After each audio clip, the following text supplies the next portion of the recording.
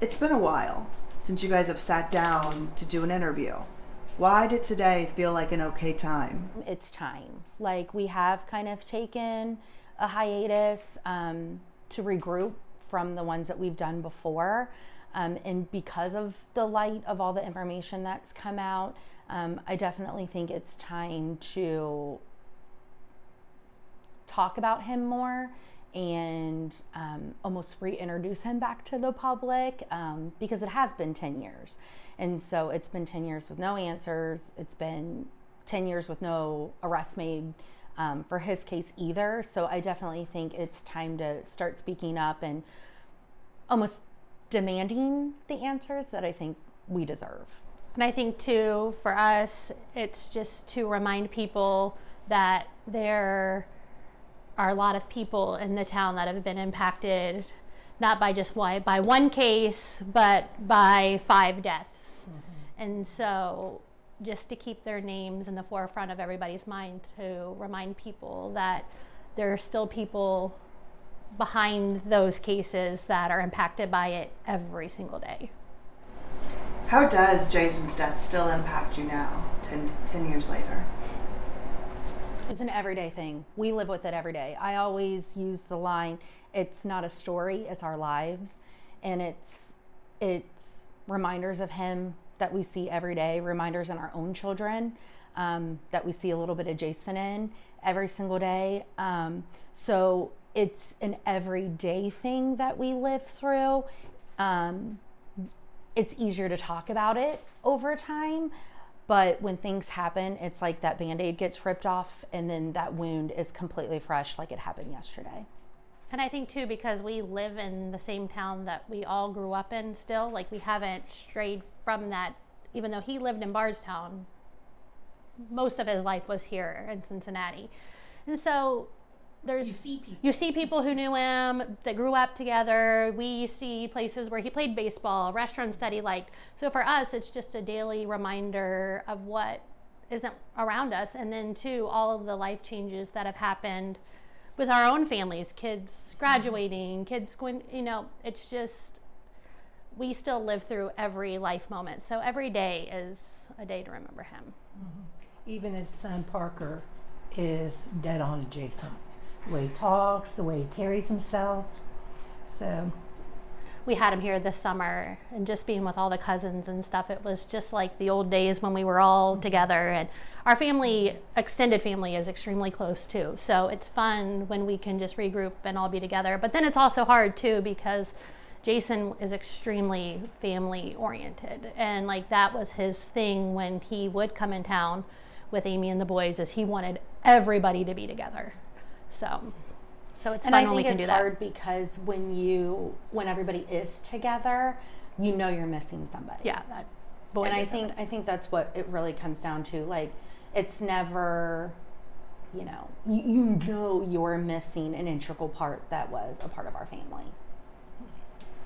Okay, so just end of last week, we get this big development in Crystal's case. An arrest has been made. How does that feel for you guys when you see a big development in Crystal's case? I still think for us it's reassurance that they are working the cases. It's reassurance that they still care. It's reassurance to know that they're not being forgotten. But I think it's hope for the other cases because it's saying that they're working it. And so I think it definitely gives us hope. However, it is hard not to be disappointed when it's not your family member, because there's 5 unsolved cases. At the end of the day, it's not just Crystal, Tommy, Jason. It's all 5 of them that are unsolved in that town. So hopefully traction on another case could be traction on our own cases. And do you feel like it is? Do you feel like an arrest in Crystal's case is bringing you closer to some movement in Jason's? I think it's hard for us because there hasn't been a lot of new information on Jason's case from the very beginning. We've kind of been at a standstill from the beginning. And so for us, there's a possibility that the cases are connected. And so for us, that makes us very hopeful that if they can make traction on one, that it'll bring answers for others. But then also it could not be connected, and then where does that leave us when there's not been any new information on Jason's case? So for us, it does, like Lacey said, makes us extremely hopeful that answers in one case will bring answers in another case. But then too, it's hard to open yourself up again to know we might be right back where we started. It definitely takes an emotional toll because you're so happy because Sherry deserves answers, but we also deserve answers, and so do the Netherlands. So it definitely makes you happy for that person because it's like, man, yes, like finally something, like we're getting somewhere. But it's hard not to be disappointed because if they aren't connected, then we're still at square one where she's kind of moved ahead. And then also too, to know that new developments can happen 8 years down the road, like in Crystal's case, that they are able to find connections and answers, then what's that to say that they can't find information from 10 years ago? And Pam, what do you feel in your heart? Do you feel like there's a connection? I don't know. Jason was the first one. I just pray that answers get solved. And like Kelly and Lacey said, there's 5 unsolved murders there. And, my heart is we need closure just like they need closure. So we kind of touched on what we think about the cases being connected. Unsure. Yeah, it's hard to not go there though too, because there seem to be similar people connected to each case in some ways. So without saying too much. I think at the end of the day, I think there might be a connection between all of them when push comes to shove. It may not be a large connection, but you know how small Bardstown is, right? The pools run tight and the pools run small. So there's probably circles that everybody ran in that I think could connect them. It's just hard not to find similarities among all the cases to not think in that direction. And without saying any of those names, you think some of these names might be involved? Oh, Some yeah. of the names people have heard in another case could be involved in Jason's? I think absolutely. It's hard not to. Yeah. So when the FBI took over Crystal's case in 2020, they made it clear they were taking over Crystal's case, but they were going to be working leads and tips on the other cases. How did you guys feel about that news? We were excited for Sherry that something more substantial was happening. It's a hard situation because we were able to say goodbye to Jason. She was not able to say goodbye to Crystal. There's definitely different answers that need to be answered there. And I hope that it brings them that closure. So for them to have a little bit more firepower behind them, that was exciting. And we knew that any light being brought onto one case would shine light on others. How could you not? So yes, we know the FBI isn't up fully on Jason's case, but I think there's more going on behind the scenes than we even know. So you were able to really take it and say, this is a win. It Yeah. wasn't disappointment. No, that it's they a win didn't for bring on everybody. Jason's. No. No, not at all. Not at all. It was all good. And Yeah. this is moving us forward too. Yeah. With that said, what's your communication like with investigators on Jason's case? That's probably been the most disappointing part for us because we don't hear anything. Outside, maybe the first couple of months after Jason was killed, it's kind of been radio silence. And we know that it's overwhelming and that they have a lot of information, but even just touching base with us once in a while, just to reassure us that they're working it, that he's not forgotten, would go a long way. So for us, it's been hard just because we haven't heard from KSP. We haven't heard from the FBI. Well, we're in a different situation. They're in Kentucky, we're in Ohio. Right. So we're not easy access like maybe Crystal's mom. So, But the phone works. yeah. Right. But I will say though, whenever we do see the investigators, they're very, very loving and reassuring to us. So you're not getting the communication as often as you like, but you feel good about it when you do hear. Yeah, because I feel like in some ways no communication means they're just working hard, and no communication can mean that maybe they have something and they can't share it. And so I would rather them be focused on solving these cases than necessarily worrying about communicating what they know with us, because we know that there's things that people know that they can't share. And we're not looking for that either. I think for us, we're just looking for reassurance that he's not forgotten. It's hard not to be caught off guard though.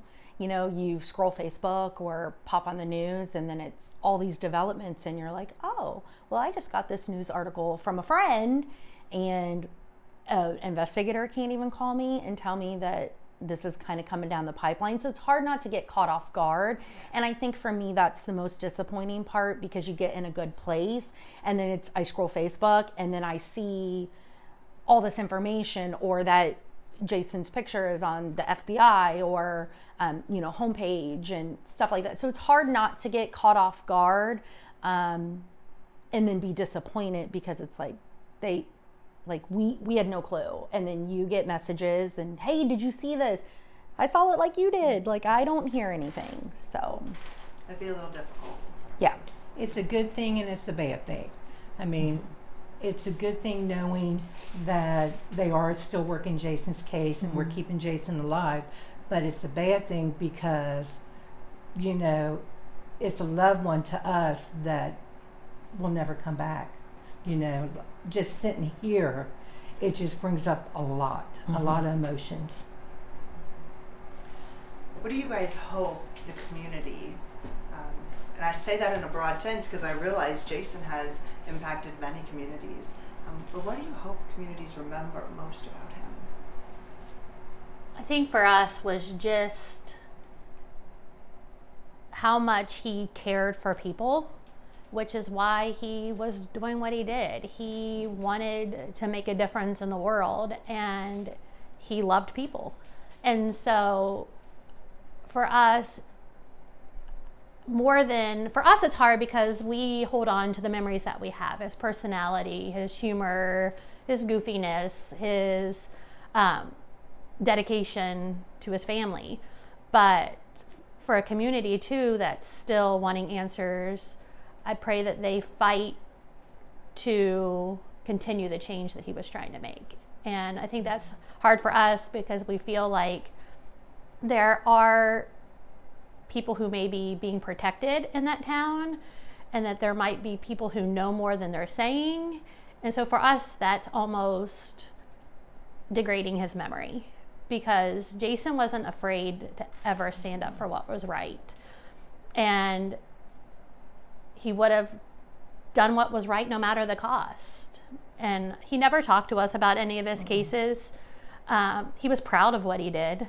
And so for us, I think I just want people to remember the impact that he has made in lives and in that community. The bottom line is Jason was a good guy. Mm-hmm. He was a son, a brother, a husband, a great father, a great friend, and he was just an all-around good guy. I mean, he ended up having relationships with people he even had arrested. So, Yeah. I mean, how does that happen? I mean, It's because he cared. during the funeral, I had people come up to me and said, if it wasn't for your son, my son would probably have been laying in the ditch dead. He would pick them up and take them home and put them in bed, because maybe they came from a bar or drunk or whatever. So Jason was just an all-around good guy. I think I want people to remember him and not the tragedy that happened. Like him as a person, and that he had a family who loved him, and that he loved his family fiercely. And so everything that you hear, especially for the last 10 years, has been the tragedy. And I would like the focus when we come out of all of this to shift from that storyline to like who he actually was as a person. That goofy, selfless guy. The fun-loving, the guy that always wanted to go road tripping to White Castle to get crave cases every time he was here. I want people to remember that side of him and just not what ensued. And I think that's easy to do because anybody who even crossed paths with Jason saw the real person. There was no disguise on who he was. When you talk about somebody who was real, when it came to Jason, what you see is what you get. He was never impressed by what people thought of him. No. He was going to be him no matter what. I mean, when he played baseball, he pretty much didn't even want to be played. He was like, I need a plane ticket and a glove. That's all I want. Send me wherever. I need a plane ticket and a glove. He wasn't about the money. I mean, clearly, he did not make a lot of it. So he was not about the fame and the money and the clout that came with it. He was who he was everywhere he went. And so I would like people to know you can live your life like that. Like you can live your life the same no matter where you are. And that, bad things do happen. Tragedy comes, and it's what you do as a family and how you pull together and how you let others perceive you when you come out of that. And I even think because he was who he is, it's hard for us, I think, at times to wrap our minds around why somebody would have done this, because literally I've never met anybody who did not like him. He just was that type of person. And so that's what's hard too, is to think what is in somebody to make them take somebody like him. And so for us, it's hard. That's especially difficult because it's one of those things you might not ever. But on the other hand, we look at lives that have even been impacted because of his death. And because we have faith in that and we truly believe that God has a plan for everything, we know that ultimately the sacrifice Jason gave has probably changed other lives as well for the better. So we have that legacy to know that even in his death that he is doing good. And do you guys feel confident that this case will be solved? That you will get answers here? You'll find out who? I do. I believe the Lord will let me know one way or another. Might be the day I die. I don't know. But I do. I trust in my Lord, and I know where my son is, and he's in heaven, and I do. And I do as well. I think we've kind of gone through a cycle. At the first few years, we were really confident, but then time started passing, and then it became more discouraging, thinking whether one, this will never get solved, or two, people don't want this solved. And then you go through a period of just being angry about it. And then I think now that we're in a good place again, and it has been 10 years, and there is some momentum happening in other cases, we're kind of getting that boost again to feel a little more confident that time could be coming for answers. And ultimately, we want answers, but we want all the answers. Yes. And so, if there's one person, chances are it's not one person involved. So yes, we want justice for Jason and justice for that person, but we want to make sure that when this goes down, everybody who was responsible will have to answer for it. At the end of the day, if it's And it's not to be a mean. large, It's just, we deserve it. yeah. I think we all deserve it. I think everybody in that town that has lost somebody deserves it. You know, my heart goes out to Sherry because she's not only lost her daughter, she has also lost her husband. And so And then to be separated from her grandson too, like her Yeah. life has been turned upside down. in the Netherlands, I mean, they left a daughter behind. Like, she not only lost her mother, she also lost her sister. So we all deserve answers. And I think it's been too long to not have those answers. The time is now. Like, we've got to, either they need to change their direction, bring more people in to solve this, but what police officer's case is still open in the United States? He's probably about maybe top 10. Like, they usually get solved pretty quick, which leads us to believe that it makes me think that they don't want it solved. They're burying stuff under the rug, and Or there's more behind there's the too curtain. much that's going to come out. Yeah. And that's what makes me nervous. Is it important to you that it's solved? That those things are revealed? Is that an important part of the healing process? Absolutely. I think it's the only way we can actually close that chapter. I think until, I always say it's an open book, and until you actually can put a stamp on that and say, look, Jason, we got justice for you. It's been served. Everybody who was a part of anything is done. We can't close that book. We can't ever truly move on and fully heal and deal with all aspects of grief until we can close this chapter.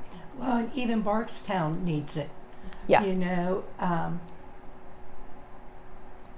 it's that's what they're known for, is these 5 unsolved murders. It's a wonderful town. Which is sad because there are so many good people in that Yeah, town many that good the people. reputation doesn't fit. So they need to be Yeah. healed too. Yeah. You know, that town needs to be healed. Do you guys ever go to Bardstown for any reason? We were just there not too long ago. Yeah? Yeah. What's it like when you visit? Loving. They're very open arms with us and very loving with us.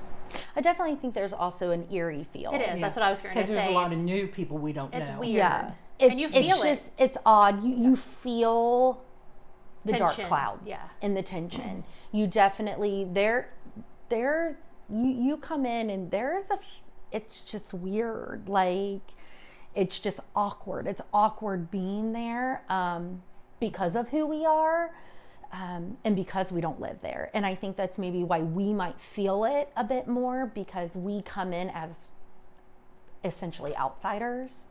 And then you just feel, as quickly as I'm there, unfortunately, is as quickly as I want to exit.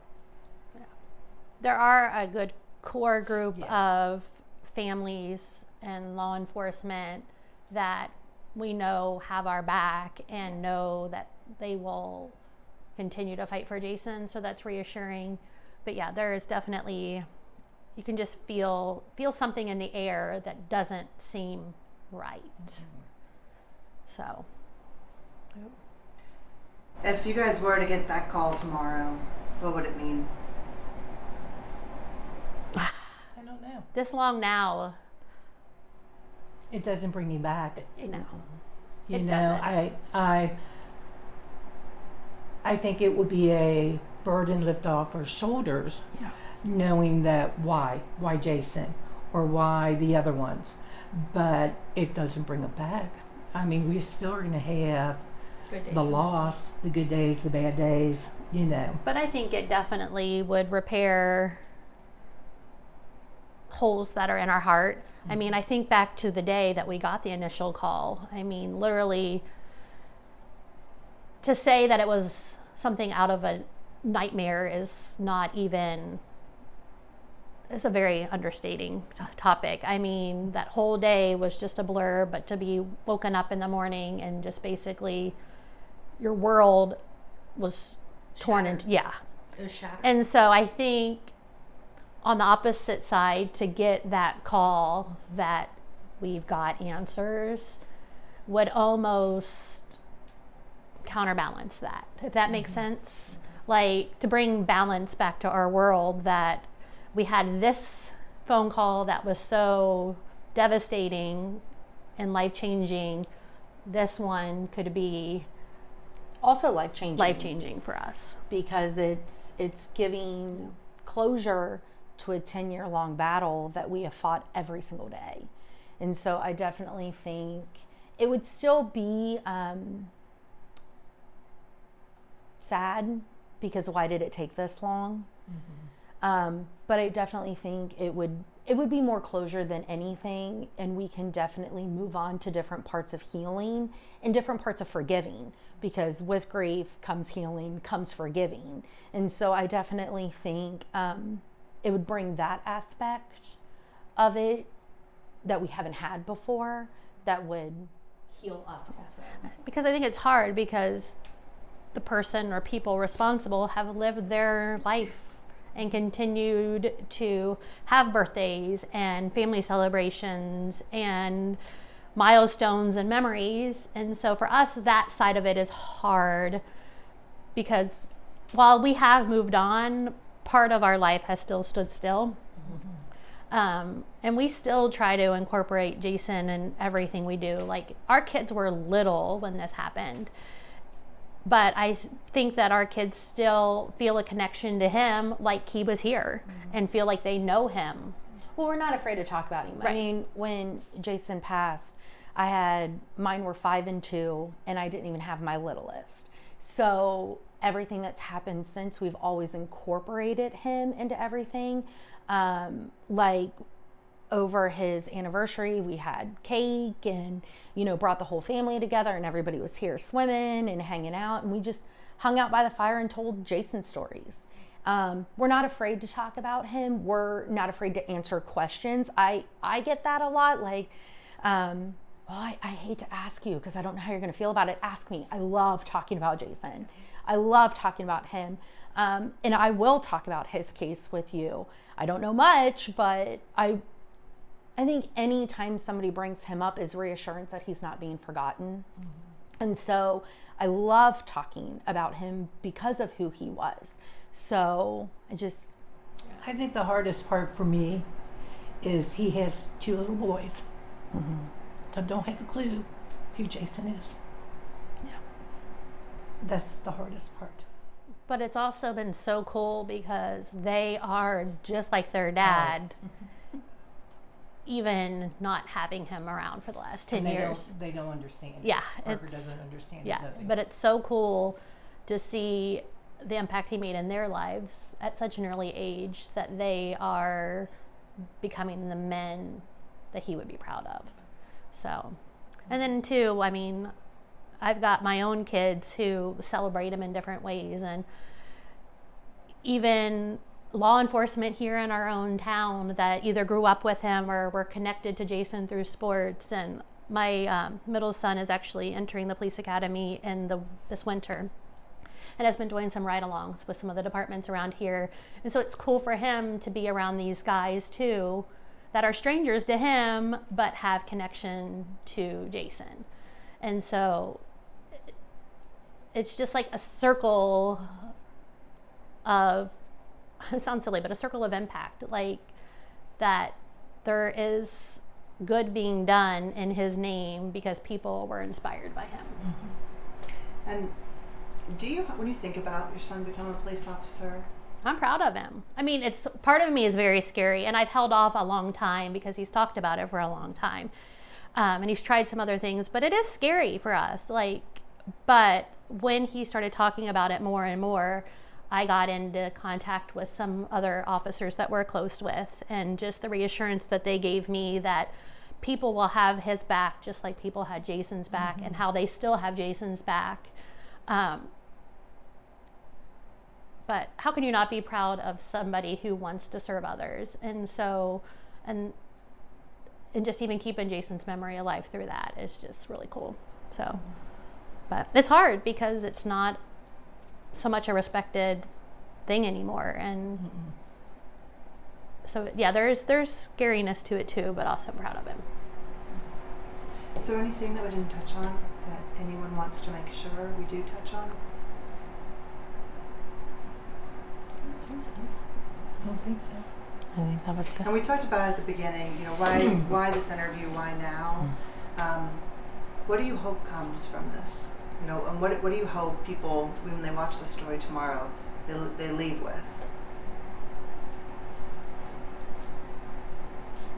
Just that